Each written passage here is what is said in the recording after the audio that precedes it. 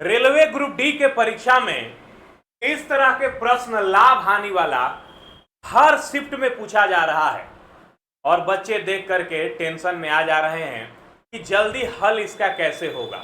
तो आइए आज के इस क्लास में हम लोग सीखते हैं इस तरह के प्रश्नों को जल्दी कैसे बनाया जा सकता है, इस तरह के प्रश्नों में कैसा कैसा वेरिएशन हो सकता है और कैसा कैसा क्वेश्चन आ रहा है परीक्षा में। सारे क्वेश्चन लेकर हम उपस्थित हुए हैं, तो शुरू से अंत तक इस क्लास को जरूर देखिएगा। पहला क्वेश्चन आपके स्क्रीन पे है, एक दुकानदार 800 रुपया प्रत्येक में 2 वस्तुएं बेचता है। पहले वस्तु पर 10% लाभ, दूसरे पर 12% हानि होती है, तो कुल मिलाकर लाभ या हानि कितना होता है।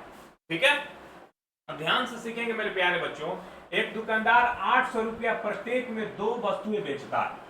दुकानदार जो है 2 वस्तु बेचता है, दोनों वस्तु 800 में बेचता है, लेकिन पहली वस्तु पर उसको 10% लाभ होता है और दूसरी वस्तु पर 12% हानि।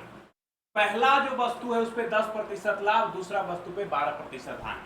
10% लाभ होने का मतलब होता है कि 100 रुपया के सामान को 110 रुपया में बेचता है। 12% हानि होता है दूसरा वस्तु पे। 12% हानि होने का मतलब होता है कि 100 के सामान पे 12 रुपया काटा, यानी 88 रुपया में बेचता है। अब अगर हम लोग रेशियो निकालेंगे तो ये हो जाएगा 10:11। ये 100:88 ही छोड़ देते, इसको नहीं कटाते। क्यों नहीं कटाते? क्योंकि एक फायदा होने वाला है।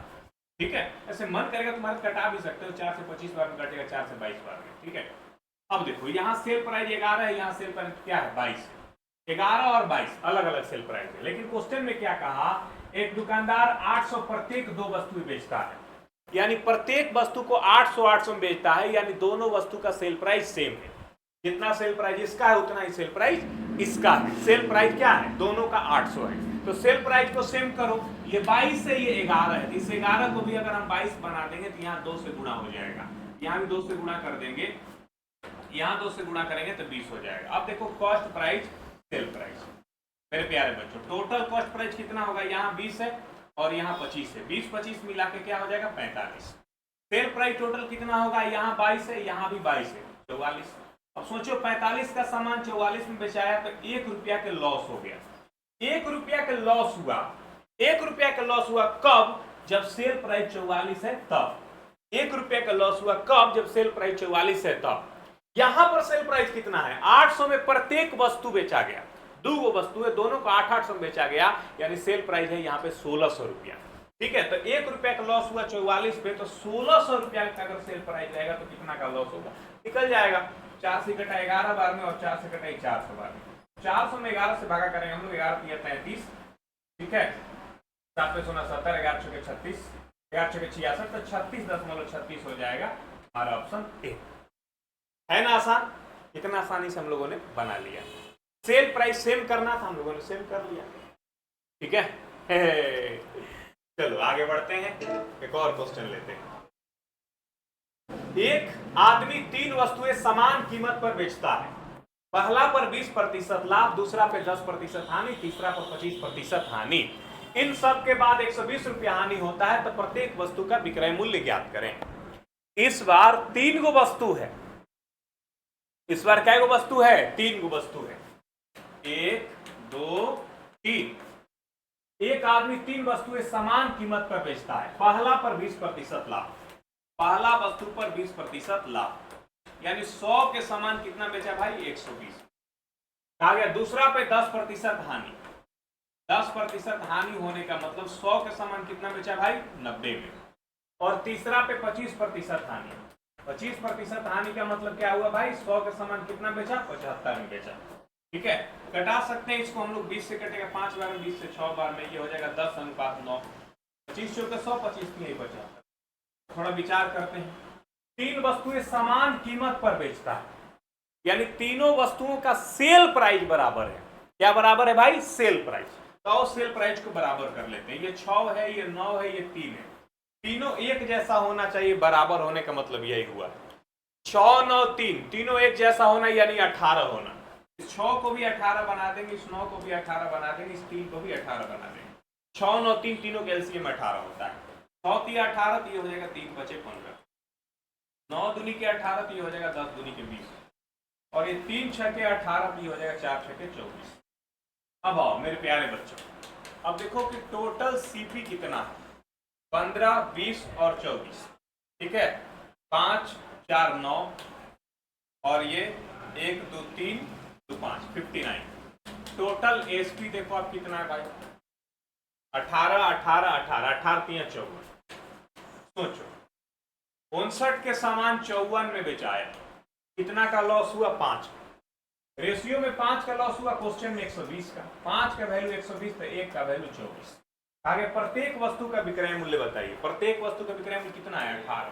तो 18 का वैल्यू कितना होगा?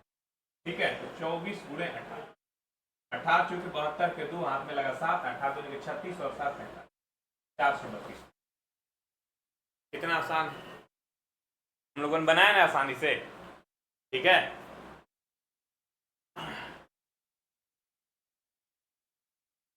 स्पष्ट है पूरी तरह से?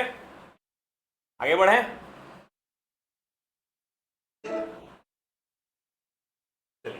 एक आदमी पहली वस्तु को 20% हानि पर, दूसरी वस्तु को 60% लाभ पे, और इन सब का विक्रय मूल्य ज्ञात कीजिए अगर उसके क्रय मूल्य का अंतर 3200 रुपया है, दोनों का विक्रय मूल्य समान। एक आदमी, फिर उसी तरह की बात हो गई, एक आदमी पहली वस्तु को 20% हानि पे, पहली वस्तु को 20% हानि पे यानी 100 के सामान कितना बेचा? 80। कहा गया दूसरी वस्तु को 60% लाभ पे, दूसरी वस्तु को 60% लाभ पे यानी 100 के सामान कितना बेचा भाई? 160। उनके विक्रय मूल्य ज्ञात करें अगर क्रय मूल्य का अंतर 3200 रुपया है, ठीक है, और दोनों के विक्रय मूल्य समान है। विक्रय मूल्य समान करना है भाई, 80 को भी 160 बना दो क्योंकि वो 160 है, हो जाएगा 200। ये भी 160, ये भी 160। कहा गया क्रय मूल्य में अंतर 3200 का है, 200 और 100। रेशियो में अंतर कितने का है? 100 का। यहाँ क्रय मूल्य 200, यहाँ क्रय मूल्य 100, यहाँ क्रय मूल्य 200, यहाँ क्रय मूल्य 100, तो रेशियो में अंतर 100 का, क्वेश्चन में अंतर 3200 का। एक का वैल्यू कितना है? 32। दोनों का विक्रय मूल्य ज्ञात करना है, उनके विक्रय मूल्य कितना है? 160। तो 160 का वैल्यू कितना हो जाएगा? एक का वैल्यू 32, तो 160 का वैल्यू हो जाएगा 160 गुणे 32, ठीक है। 16 दूनी 32 के 2 हाथ में लगा 3, 16 48, 3 5120। हमारा उत्तर आ चुका है भाई 5120 रुपया। समझ में आया? देखो एक का वैल्यू 32 और दोनों का हमें निकालना है क्या? विक्रय मूल्य। 160 का वैल्यू कितना होगा? एक का वैल्यू 32, 160 का वैल्यू 160 गुणे 32 जो कि हो जाएगा हमारा 5120। स्पष्ट है? उम्मीद करते हैं खूब बढ़िया से समझ में आया होगा, और इसी तरह के काम के वीडियो के लिए जुड़े रहे गोस्वामी मैथमेटिक्स ऐप से।